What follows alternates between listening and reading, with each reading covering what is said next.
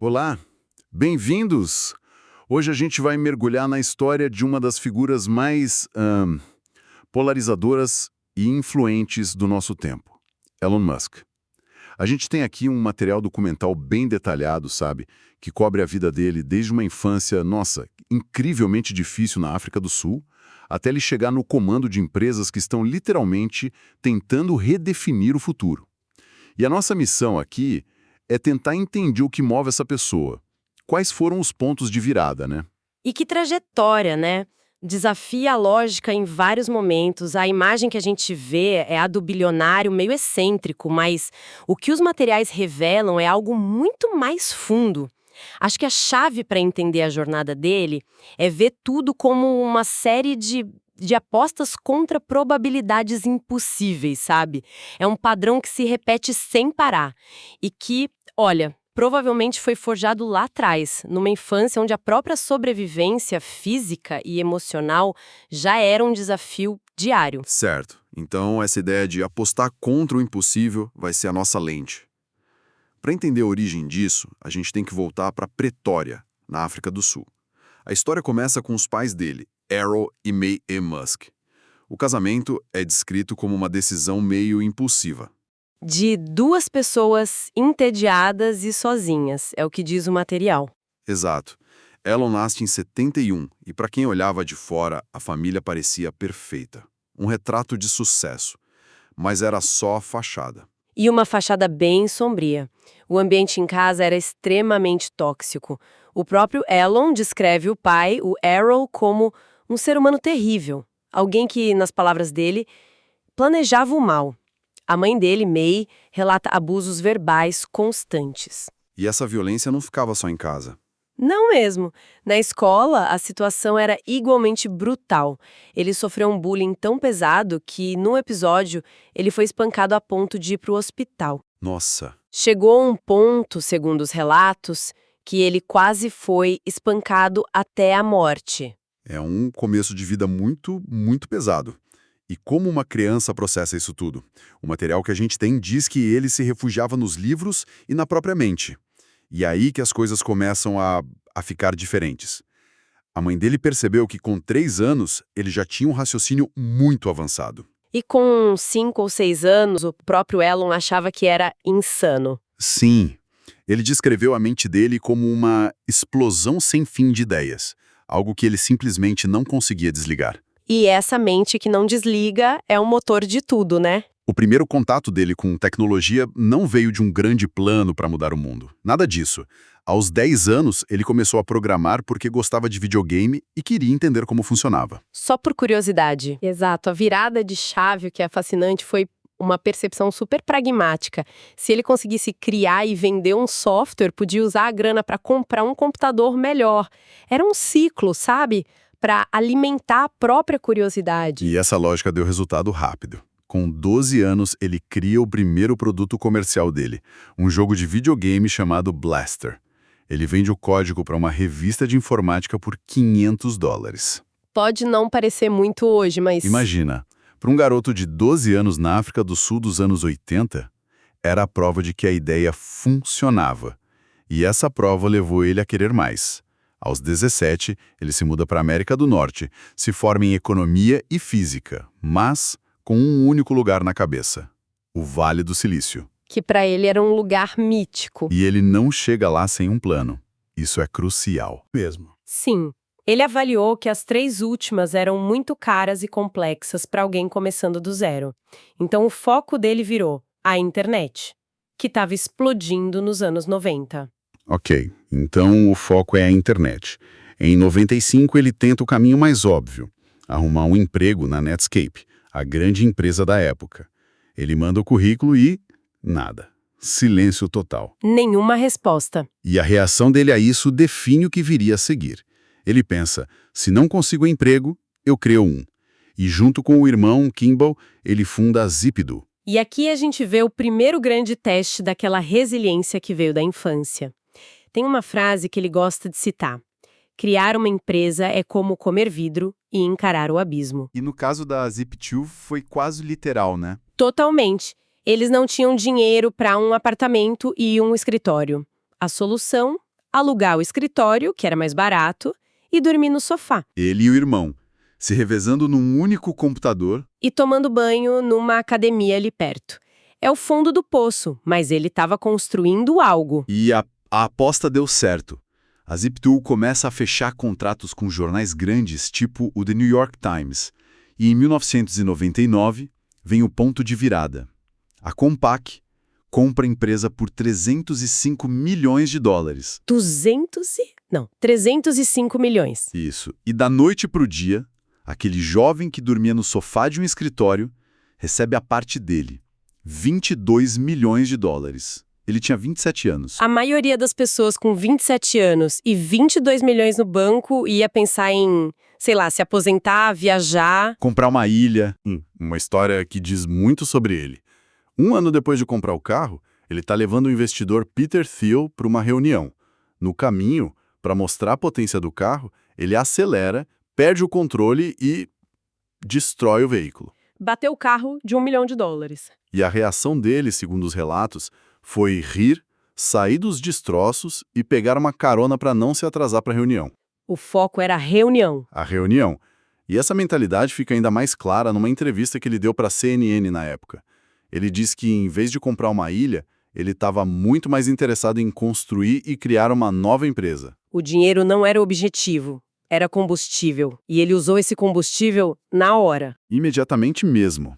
Apenas um mês depois de vender a Zip2, em 99, ele investe 10 milhões do próprio bolso para fundar a X.com. E o objetivo? O objetivo era nada menos que transformar a indústria bancária. Essa empresa depois se fundiria com outra e viraria o que a gente conhece hoje como PayPal. E a estratégia de crescimento do PayPal foi genial.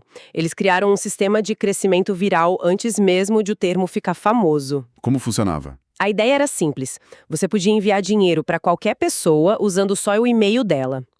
Se a pessoa que recebia não tinha uma conta, ela precisava criar uma para pegar o dinheiro. Ah, entendi. Então cada transação era um jeito de recrutar um cliente novo. Exatamente. O efeito de rede foi explosivo.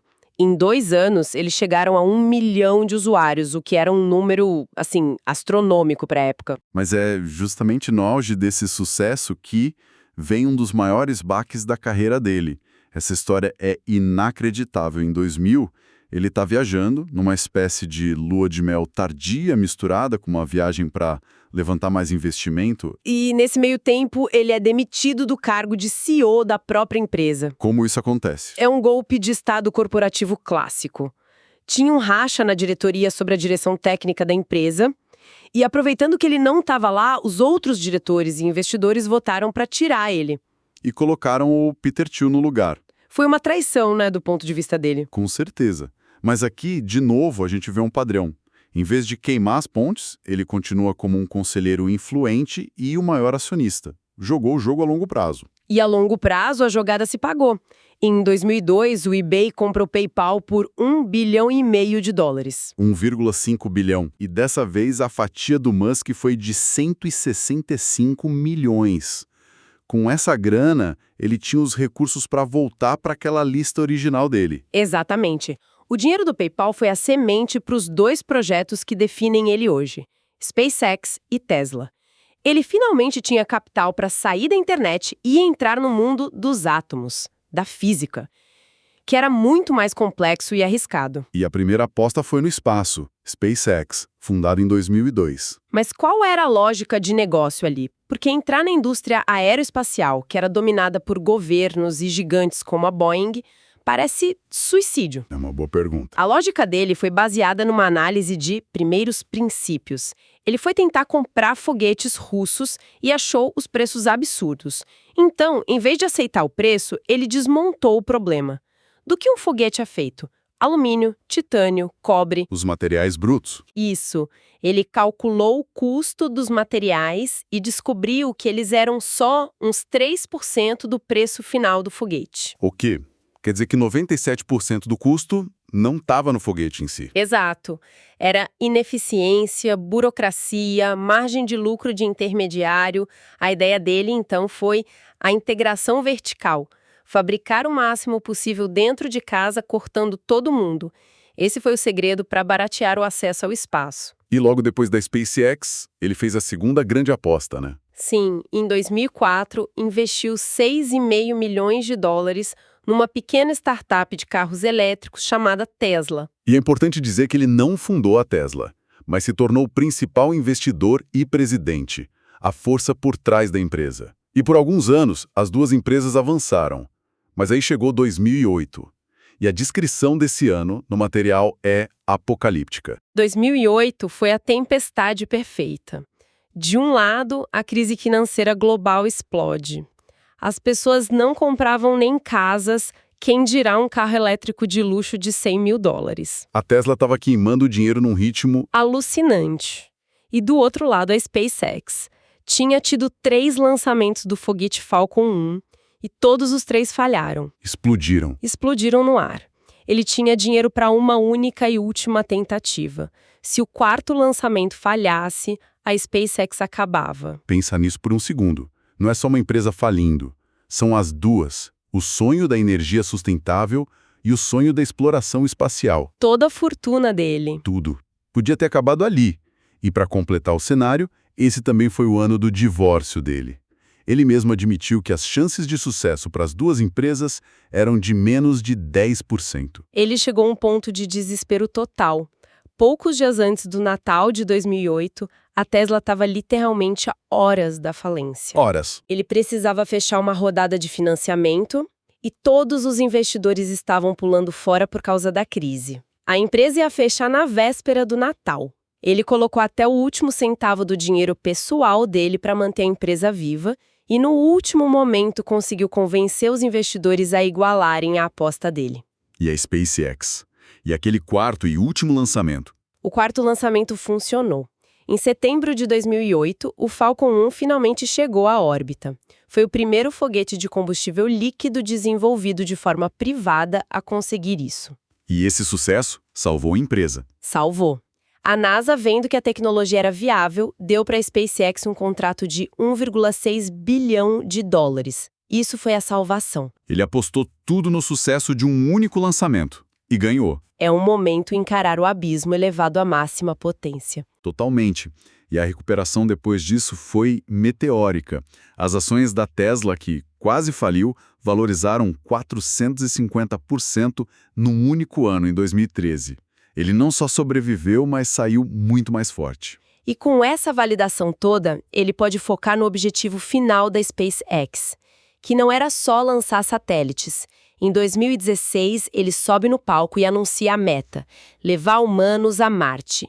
E bota uma data super ambiciosa de 2024. O objetivo virou fazer Marte parecer possível. E a lógica para isso é fascinante. Não é só sobre a tecnologia, é sobre a economia da coisa. O plano é reduzir o custo de uma passagem para Marte para algo em torno de 200 mil dólares, o preço de uma casa média nos Estados Unidos. A ideia é que, se o custo for acessível, muita gente poderia teoricamente vender tudo na Terra e começar uma vida nova em outro planeta. Exato. O que nos leva de volta àquela mentalidade inicial. Tem uma citação dele no material que resume tudo. Ao pensar sobre gastar o dinheiro dele construindo uma casa ou avançando na missão para Marte, ele conclui: o que é mais importante, Marte ou uma casa? Eu gosto de Marte. A prioridade é sempre o problema maior, a missão. Então, quando a gente junta todas as peças, a infância violenta, a mente que não desliga, dormir no sofá, a demissão, à beira da falência em 2008. A imagem que surge é de alguém que não apenas tolera o risco, mas que parece prosperar nele, usando cada crise como combustível para a próxima aposta, cada vez maior. Precisamente. E isso nos deixa com uma reflexão final, com base em todo esse material. A jornada dele é a de alguém movido pela solução de problemas em escala planetária. A questão que fica é: até que ponto o avanço da humanidade em áreas tão cruciais depende de personalidades assim, tão singulares como a tolerância ao risco que beira o sobre-humano? E quais são as implicações de um futuro que pode, em grande parte, estar nas mãos de indivíduos tão específicos e, por vezes, tão imprevisíveis? É uma pergunta provocadora. É. Confiamos em sistemas e colaboração ou em indivíduos visionários que operam fora da norma? É algo para se pensar. E com essa questão em mente, a gente encerra a nossa análise de hoje.